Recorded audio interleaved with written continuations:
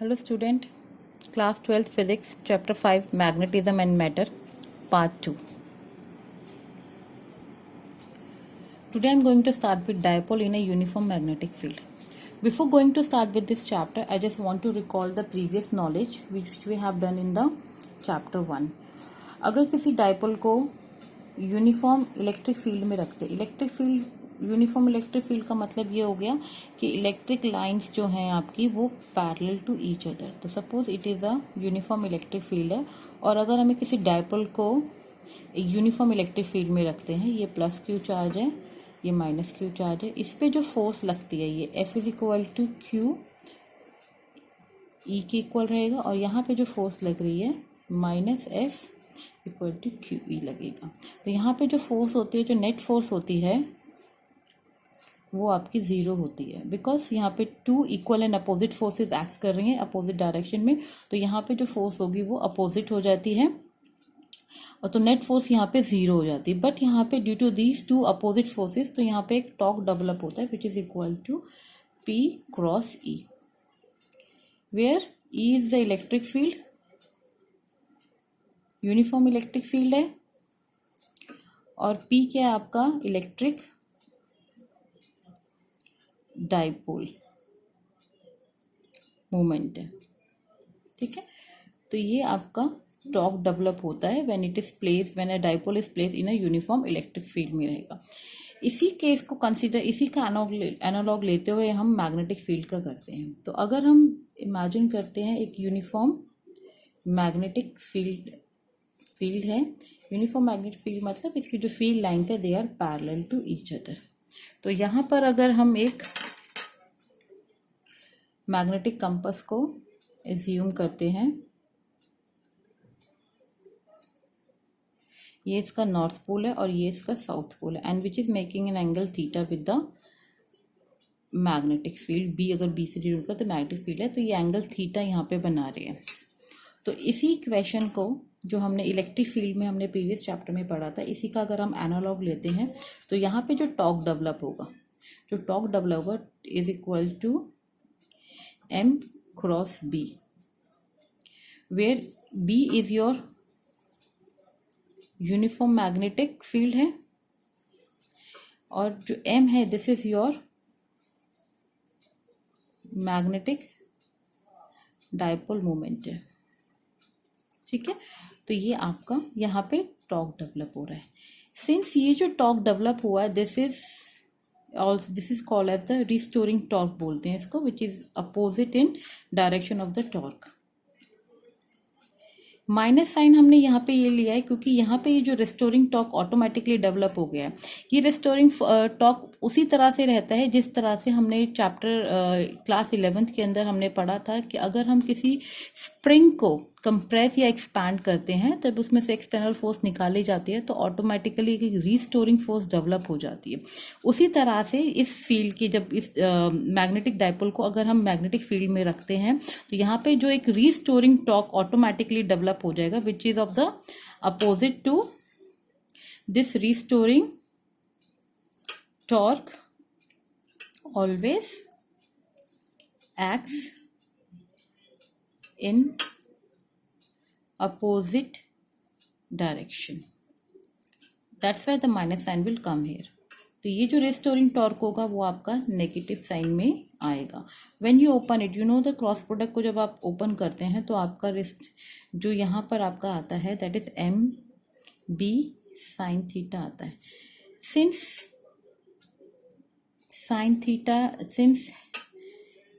Angle is very small, theta का जो angle है बहुत स्मॉल है, तो यहाँ पे साइन थीटा की जो वैल्यू होती है वो थीटा के इक्वल ऑटोमेटिकली हो जाती है. तो यहाँ पे instead of sine theta you can right MB theta आप ले सकते हैं. ठीक है, ये MB थीटा हमने यहाँ पे ले लिया. अब क्या होता है, आपने लीनियर इक्वेशन में, लीनियर मोशन के अंदर आपने पढ़ा था force is equal to ma के होता है. m is your mass, a is your linear acceleration हो गया. तो जब इसको एनालॉग करते हैं हम रोटेशनल मोशन में तो फोर्स की जगह तो आपका टॉर्क आ जाता है और टॉर्क मास की जगह आज आपका आ जाता है मोमेंट ऑफ इनर्शिया, और लीनियर एक्सेलेरेशन की जगह आपका क्या आता है, एंगुलर एक्सेलेरेशन अल्फा। तो अल्फा क्या है आपका, एंगुलर एक्सेलेरेशन,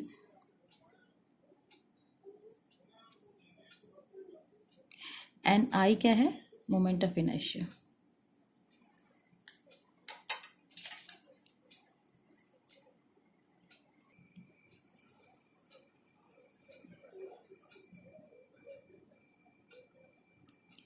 नाउ अब आपका ये रेस्टोरिंग फोर्स हो गया, ये लीनियर मोशन में आपका torque is equal to I alpha हो गया। तो यहाँ पे एक और टॉर्क डेवलप होगा जिसको हम बोलते हैं डिफ्लेक्टिंग टॉर्क। उसकी वैल्यू क्या होगी, आई अल्फा के इक्वल होगा। तो जब किसी भी डायपोल को हम यूनिफॉर्म मैग्नेटिक फील्ड में रखते हैं तो उसके अंदर एक तो रिस्टोरिंग टॉर्क डेवलप हो जाता है, दूसरा आपका डिफ्लेक्टिंग टॉर्क डेवलप हो जाता है। नाउ एट इक्विलिब्रियम कंडीशन, अब इक्विलिब्रियम कंडीशन में क्या होगा, these two torque are equal, तो torque restoring is equal to torque deflecting के इक्वल हो जाएगा। ठीक है, तो इसकी इक्वेशन क्या हो जाएगी,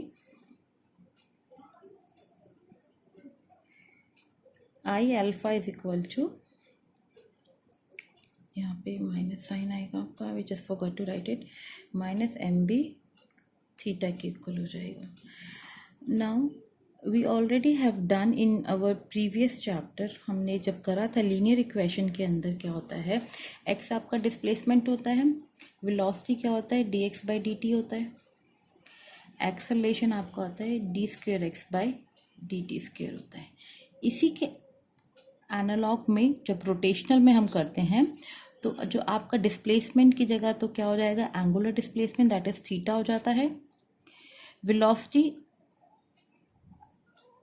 angular velocity omega which is equal to d theta by d t हो जाती है, और एक्सेलेरेशन की जगह आपका angular acceleration alpha is equal to क्या होता है, d square x by d t square हो जाता है।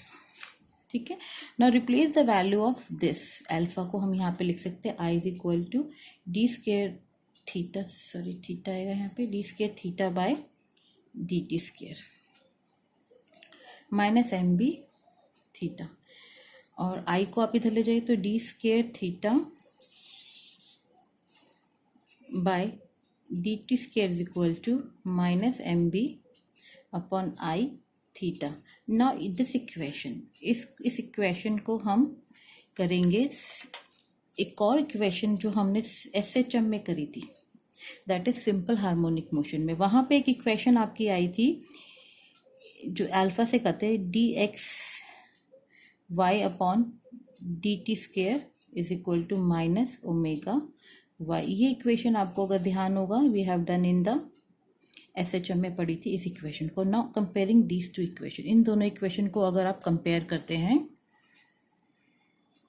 तो जब इन दोनों इक्वेशन को कंपेयर करेंगे तो you can see this D square D t square, और यहाँ पे भी D square D t square दोनों एक जैसा ही है। यहाँ पे y के साथ थीटा को इक्वल कर सकते हैं, और यहाँ पे भी देख सकते हैं थीटा है, यहाँ पे y है। तो that means when we compare these two equation what we get it, omega square जो रहेगा, क्योंकि यहाँ पे माइनस माइनस है तो ये पूरा आपका ये आपका ओमेगा स्क्वायर हो जाएगा। Omega square is equal to M B I, where omega क्या है आपका, एंगुलर फ्रीक्वेंसी है यहाँ पर। ठीक है, and omega is equal to square root of M B upon I, you can write it. And omega को आप 2 पाई एफ बी लिखते हैं which is equal to M B upon I, और ये यहाँ पे क्या है, वेयर एफ क्या है यहाँ पर, ये क्या है, लीनियर फ्रीक्वेंसी। तो ये एफ को भी आप 1 अपॉन टी लिख सकते हैं टाइम पीरियड के, अगर आपको टाइम पीरियड के टर्म्स में लिखना है तो it will 2 pi upon square root of under root of I upon M B लिख सकते हैं। Now squaring this time period you will get 4 pi square I upon M B आपका आ जाएगा। नाउ इसको दोबारा से रीफॉर्म कर देते हैं, तो magnetic field B is equal to 4 pi square I upon M T square आ जाएगा। This is your final result. तो ये मैग्नेटिक फील्ड हो जाएगी वेयर आई क्या है यहाँ पे, that is moment of inertia है, एम क्या है आपका, this is magnetic dipole moment है, और टी है यहाँ पे time period. This is a relation for when a dipole is place in a uniform magnetic field में रखते हैं, तो ये रिलेशन आपका निकलता है। ये डायरेक्टली आपका न्यूमेरिकल में भी यूज होता है। Now our next topic is now potential energy of magnetic dipole. अभी हमने डाइपोल का अपने मैग्नेटिक फील्ड निकाला था, अब इसकी पोटेंशियल एनर्जी निकालनी होती है। तो इसके लिए अभी हमने रिलेशन में करा है, टॉर्क जो हमने निकाला था this is M cross B, where M is the magnetic dipole moment and B is the magnetic field है। तो इसको क्रॉस प्रोडक्ट खोलेंगे तो एम बी साइन थीटा, ये अभी तक हमने करके रखा हुआ है। नाउ वर्क डन क्या होता है, ये हमने करा है, that is force into displacement रहता है। अगर स्मॉल वर्क डन निकालना है, that is force into small displacement D R से रिप्रेजेंट करा जाता है ना। अगर टोटल वर्क डन निकालते हैं तो इसको इंटीग्रेट कर देते हैं, ठीक है, इसको हम इंटीग्रेट कर देते हैं। Now with the analogue with the rotational motion में क्या करेंगे, तो अगर हमें वर्क डन निकालना है इन द रोटेशनल मोशन, तो इन प्लेस ऑफ फोर्स की जगह हमारा टॉर्क आ जाएगा, और लीनियर डिस्प्लेसमेंट की जगह आपका angular displacement that is d theta आ जाएगा। ना ये जो वर्क डन है, this work done is store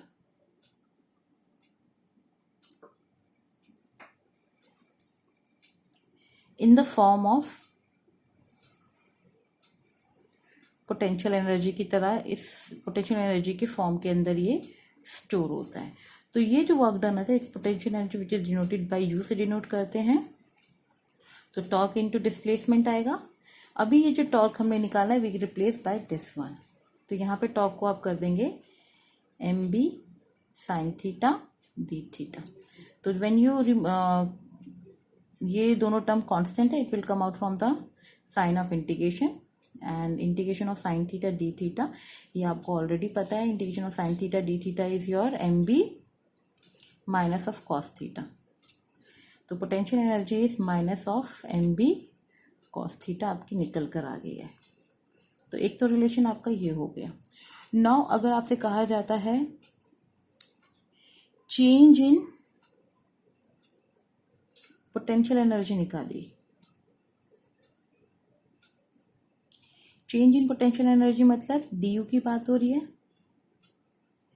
तो जो हमारा रिलेशन यहाँ पर है, ये रिलेशन को M B sine theta d theta है, तो यहाँ पे हम इंटीग्रेट करेंगे थीटा वन से थीटा टू, क्योंकि चेंज इन पोटेंशियल एनर्जी आपको निकालना है। तो कुछ इसकी इनिशियल पोजीशन होगी और कुछ इसकी फाइनल पोजीशन होगी, तो हम उसको लिमिट्स दे देंगे, थीटा वन से थीटा टू पर जा रहा है। तो एम बी कॉन्स्टेंट है वो बाहर आ जाएगा, साइन थीटा डी थीटा,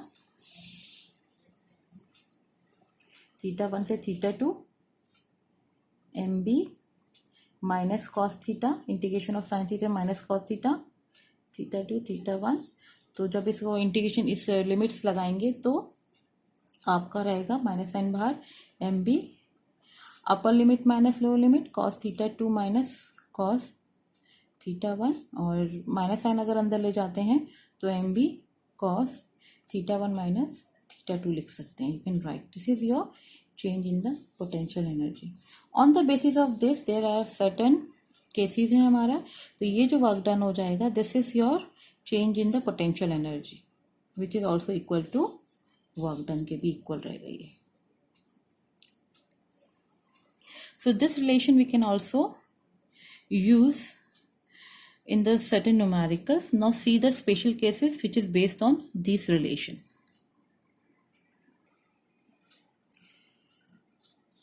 अभी आपने देखा कि टॉक अगर हमें निकालते हैं, torque is equal to M B sine theta रहता है and potential energy minus M B cos theta रहता है। ये अभी हमने डेरिवेशन में किया है। Now see the case one.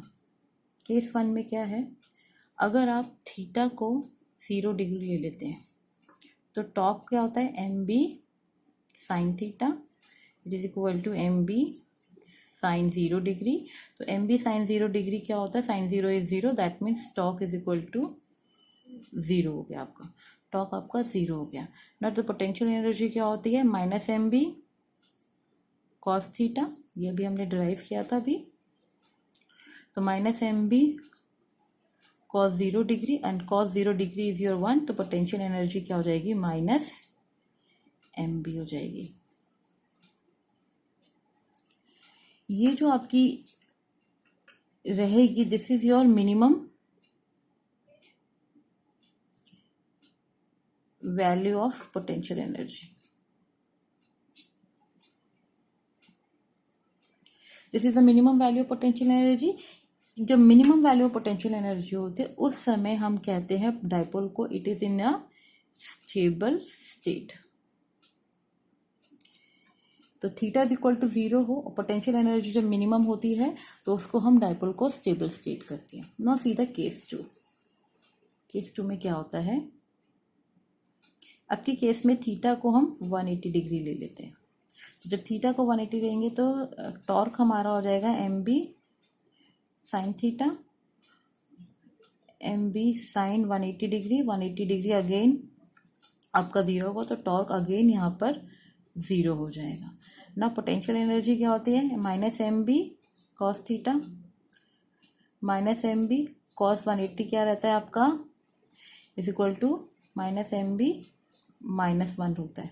Cos A 180 आपका -1 होता है, तो पोटेंशियल एनर्जी क्या होगी आपकी, प्लस एम बी हो गई।